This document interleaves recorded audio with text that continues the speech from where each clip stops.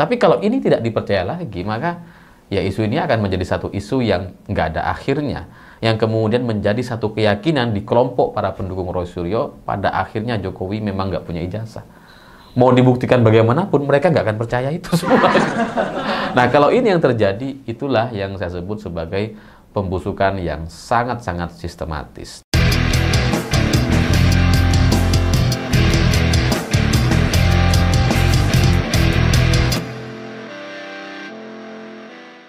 Selamat malam semuanya. Hari ini saya berkesimpulan bahwa isu atau kasus ijazah Pak Jokowi yang dianggap palsu itu kayaknya nggak akan ada ujungnya, nggak akan ada akhirnya, karena semuanya akan muter-muter terus. Karena sebenarnya ini kan sudah pernah dimulai sama Bambang Tri dan Sugiknur yang kemudian membuat keduanya masuk penjara karena kasus penistaan agama dan pencemaran nama baik atau hoax. Karena mereka sempat membahas soal ijazah palsu Pak Jokowi memang, tapi yang kemudian membuat mereka bermasalah karena mereka main-main gitu. Bukan main-main sih, mereka serius gitu, tapi itu dianggap menistakan agama karena sempat sumpah di Al-Quran gitu ya, bahwa si Bambang Tri ini menyampaikan hal yang sebenar-benarnya. Dan akhirnya Sugiknur Bambang Tri masuk ke penjara, dan sementara ijazah Pak Jokowi itu ya nggak dibahas gitu. Di pengadilan nggak dibahas sama sekali. Nah, hari ini situasinya tuh kayaknya kurang lebih sama, mengarah kepada cara-cara yang sama. Karena ketika Pak Jokowi harus melaporkan 5 orang, di mana diantaranya adalah Roy Suryo, Rismon, Dr. Tifa, dan kemudian siapa lagi satunya saya lupa gitu. Itu coba diarahkan dengan cara yang sama, meskipun Pak Jokowi sudah tidak menjadi presiden. Kalau dulu nggak ada laporan, bisa masuk itu Sugiknur gitu sama Bambang Tri. Sekarang karena udah nggak jadi presiden, Pak Jokowi harus melaporkannya sendiri. Dan juga tuduhannya sama, terkait pencemaran nama baik atau fitnah atau hoax. Sama, kurang lebih sama. Dan kalau ini yang diproses, rasanya juga akan berujung kepada kesimpulan yang sama, bahwa yang namanya ijazah itu tidak akan dibahas di pengadilan, atau bahkan mungkin juga tidak akan disampaikan gitu. Jadi meskipun sebelumnya pengacaranya bilang, ya kalau ada pengadilan meminta kita akan tunjukkan, kita akan beritahu dan sebagainya, ya nggak terjadi ternyata. Di proses mediasi misalkan, tim kuasa hukumnya tidak mau menunjukkan ijazah Pak Jokowi, padahal ya sudah di pengadilan, tapi tetap tidak disampaikan gitu. Tapi hari ini situasinya menjadi sedikit berbeda, karena ternyata isu ijazah Pak Jokowi ini itu bukan isu tunggal. Jadi kalau dulu di eranya Bambang Tri dan Sugiknur, yang menjadi permasalahan hanya 2 orang itu, nggak ada serangan balik gitu. Nah sekarang ini ada serangan baliknya ketika Pak Jokowi melaporkan 5 orang yang dianggap mencemarkan nama baik dan menyampaikan berita palsu, termasuk salah satunya adalah Roy Suryo. Hari ini ada serangan balik atas tindakan yang dilakukan oleh Pak Jokowi, yakni laporan dari Egy Sujana. Sebenarnya Egy Sujana ini sudah melaporkan terkait kepemilikan ijazah palsu milik Pak Jokowi itu pada bulan November 2024 kalau nggak salah. Sekarang itu hidup lagi. Ini nggak tahu apakah itu biasa saja gitu ya, atau ada peran-peran bintang untuk kemudian menghidupkan kembali, karena soal laporan yang kemudian tiba-tiba hidup lagi itu biasanya ada peran bintang gitu. Dan tidak cukup hanya Egy Sujana, yang terbaru hari ini itu juga ada gugatan kepada UGM yang disampaikan oleh Komarudin. Jadi rektor UGM sampai orang yang menjadi pembimbing skripsi Pak Jokowi itu digugat oleh Komarudin. Saya juga nggak tahu ini siapa yang menggugat gitu ya. Tapi gugatannya ada. Jadi ketika Pak Jokowi melaporkan, ada 2 serangan balik yang dilancarkan oleh kubu lawan, oleh Egy Sujana dan Komarudin. Nah, kalau di video sebelumnya saya pikir ini cuma isu main-main aja gitu ya, bahwa ya ini sebatas untuk membuat Pak Jokowi itu geraknya terbatas. Karena saya sebagai orang yang dulu pernah ikut dengan Pak Jokowi, saya tahu betul tuh ketika Pak Jokowi ada isu yang nggak enak atau nggak nyaman, itu akan membuat geraknya terbatas gitu. Misalkan dulu seperti ada kasus Sambo misalkan, itu Pak Jokowi jengkel tuh, kemana-mana ditanya Sambo, seolah-olah urusnya Sambo aja gitu ya, sehingga tidak penting isu-isu yang lain, tidak penting apa yang dia lakukan, tidak penting apa yang coba dia ingin sampaikan sendiri, karena semua berfokus kepada isu yang sudah disetting sama wartawan. Nah, Pak Jokowi dalam situasi seperti itu nggak suka biasanya. Nah, hari ini itulah yang terjadi. Saya pikir awalnya isu ijazah ini supaya Pak Jokowi nggak banyak bergerak, nggak banyak melakukan manuver-manuver politik untuk tujuan-tujuan kepentingan pribadi dan kelompoknya menjelang reshuffle yang tinggal beberapa hari lagi gitu. Jadi saya pikir tujuannya mengarah ke sana. Tapi belakangan ini kok jadi kayak lebih serius lagi karena dengan dua serangan balik tadi lewat Egy Sujana dan Komarudin. Jadi sepertinya ini bukan hanya untuk membuat gerak Pak Jokowi terbatas, tapi lebih dari itu, dan saya belum tahu, belum clear ini sebenarnya tujuannya akan mengarah kemana. Karena tiba-tiba CV Pak Jokowi di situs KPU itu dikatakan hilang, sementara CV-nya Prabowo masih ada. Gitu kan. Nah, kalau sudah seperti ini itu biasanya ya peran elit yang bergerak. Dan apalagi ngelihat dari gelagat atau pernyataan dari KPU itu juga agak membingungkan karena tiba-tiba KPU bilang bahwa kami tidak punya kewenangan atau kemampuan untuk mengecek asli atau palsunya. Ini kan kayak cuci tangan ini loh kok. KPU kok cuci tangan gitu. Tumben gitu kan. Biasanya kan ya santai aja. Jadi kayaknya memang ada pertandingan yang cukup sengit di dalam sehingga membuat pihak KPU jadi seperti tidak tertarik untuk ikut terlibat atau dilibatkan dalam pertarungan ini. Nah, kalau sudah seperti ini ceritanya, maka ya akhir cerita dari isu atau kasus ijazah Pak Jokowi ini sepertinya itu akan lebih rumit dari yang saya bayangkan di video sebelumnya. Apalagi sekarang, ini juga agak menarik. Saya nggak ngerti juga ini kenapa kemudian bisa terjadi. Tiba-tiba ijazah Pak Jokowi diantar oleh ipar Jokowi ke Bareskrim. Oke lah gitu ya, itu kejadian yang biasa. Ya namanya ini ada kasus, ada soal tudingan ijazah palsu, wajar kalau kemudian ijazahnya dikirim ke Bareskrim. Wajar gitu, wajar. Cuma, coba kalian bayangkan, ijazah mantan presiden ada di Bareskrim. Itu sebuah simbol politik yang sangat berat sekali gitu. Bayangkan, sesuatu yang di dalam kekuasaan Jokowi, ya, dalam kendali dia, sekarang itu diserahkan ke Bareskrim.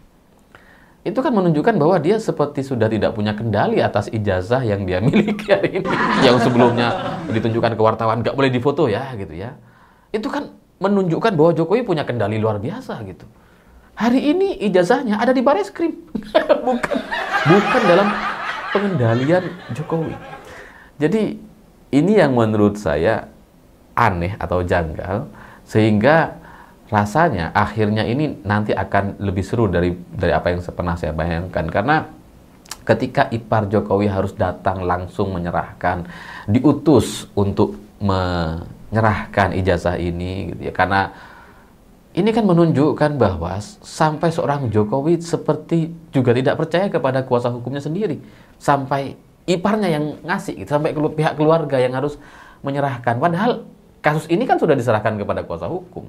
Seharusnya kalau memang ada isu-isu tertentu atau permintaan atau tindakan-tindakan yang diperlukan, ya tinggal kasih ke kuasa hukumnya aja. Seharusnya nggak perlu kemudian adik iparnya datang sendiri ke Bareskrim. Ini agak janggal. Tapi ya kita lihat saja, sinetron ini nampaknya akan lebih menarik. Apalagi agak tidak masuk akal, aneh sekali ketika ijazah ini harus diantar sama ipar Jokowi. Karena beberapa hari sebelumnya ketika Jokowi melaporkan 5 orang yang terkait kasus ijazah ini yang dianggap mencemarkan nama baiknya atau menghina dirinya, itu kan Pak Jokowi sudah menunjukkan beritanya seperti itu. Ya, berita di media mainstream kan Jokowi sudah menunjukkan kepada penyidik ijazah aslinya, semua lengkap. Katanya seperti itu. Ya nggak tahu aslinya seperti apa, tapi itu kan klaimnya begitu dari pihak kepolisian. Saya nggak tahu, saya nggak baca gitu. Tapi dari pihak kuasa hukum itu kan sudah menjelaskan bahwa semuanya sudah ditunjukkan katanya. Dan kemudian dibawa pulang lagi. Tiba-tiba hari ini datang lagi, diserahkan. Ini kan bolak-balik. Bolak-balik gitu. Jokowi jauh-jauh dari Solo gitu, bawa ijazah, dibawa pulang lagi. Setelah dia pulang, nyuruh adik iparnya untuk nganterin ijazah ke Bareskrim. Ngapain gitu? Ini ada yang nggak connect atau ada cerita yang tiba-tiba berubah di tengah jalan kayak.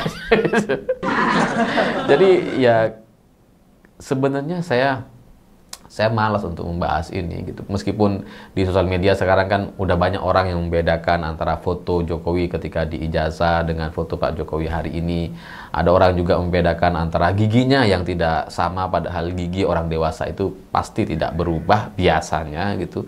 Dan kemudian alasan Jokowi tidak menggunakan kacamata lagi karena katanya dulu pecah terus kemudian nggak bisa beli lagi. Itu sebagai orang yang pakai kacamata, saya merasa nggak masuk akal gitu, karena orang minus itu nggak bisa sembuh karena kacamata kita pecah.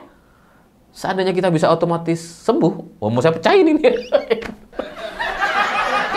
Ya ada banyak lah kecurigaan atau cerita-cerita yang nggak nyambung, tapi pada intinya serangan balik yang dilakukan oleh Egy Sujana dan Komarudin ini sepertinya itu akan menghasilkan sesuatu. Dan kalaupun misalkan nanti ini terjadi deadlock, karena bisa saja ini terjadi deadlock gitu ya, tidak ada ujungnya, bisa saja. Karena ya kalau serangan yang disampaikan sama Egy Sujana dan Komarudin itu ada bebannya, ada kemudian efek negatifnya kepada UGM dan kepada Pak Jokowi, maka memang ya sebaiknya laporan terhadap Prof. Suryodno dan kawan-kawan itu juga kemudian ya dianggap selesai gitu.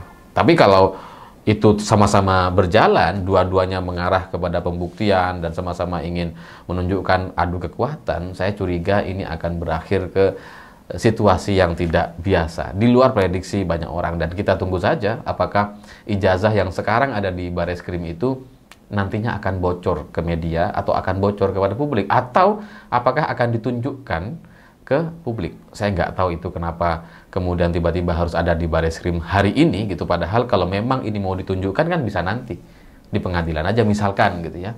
Tapi nggak tahu, ini pasti ada cerita dan motif politiknya, pasti ada faktor pendorong kenapa kemudian tiba-tiba adik Pak Jokowi harus mengirimkan ijazah itu ke Jakarta. Tapi di luar itu semua saya curiga bahwa ini tidak akan ada penyelesaiannya gitu, karena kalau tujuannya untuk menyelesaikan, tunjukin saja, selesai gitu.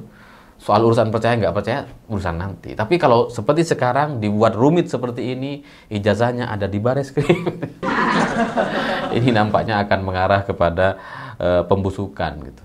Karena kasus ijazah Jokowi ini kan sebenarnya bagi para orang yang kontra atau anti dengan Jokowi, terutama orang-orang yang dulunya pendukung fanatik Pak Prabowo, itu mereka nggak akan percaya apapun yang disampaikan sama Jokowi, apapun yang disampaikan sama UGM.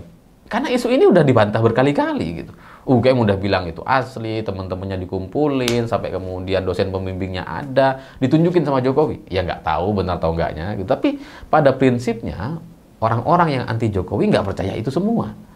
Nah, sekarang tantangannya adalah karena ini ijazah Jokowi sudah ada di Bareskrim Polri, apakah selanjutnya yang tidak akan dipercaya oleh orang-orang pendukung Roy Suryo ini adalah polisi itu sendiri? Karena bisa aja gitu. Nah, kalau UGM nggak dipercaya, Jokowi kemudian juga nggak dipercaya, dan hari ini ada sisa di Bareskrim yang ini nanti akan dipercaya atau enggak gitu. Tapi kalau ini tidak dipercaya lagi, maka ya isu ini akan menjadi satu isu yang nggak ada akhirnya, yang kemudian menjadi satu keyakinan di kelompok para pendukung Roy Suryo, pada akhirnya Jokowi memang nggak punya ijazah. Mau dibuktikan bagaimanapun, mereka nggak akan percaya itu semua.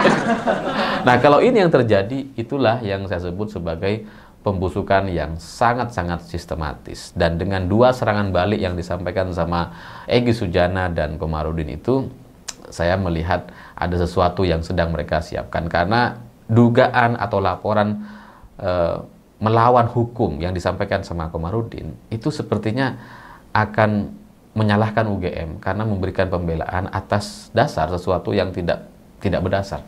Ya kita lihat saja nanti, tapi pada prinsipnya ijazah Jokowi ini hanya permainan elit saja. Saya sudah sejak awal mewanti-wanti untuk tidak terlalu larut dengan isu ini, karena ujungnya ya ini cuma serangan antar elit saja. Dan orang-orang yang berantem di lapangan itu ya pion-pionnya. Kalau kita sih santai-santai saja, nggak ada beban gitu kan.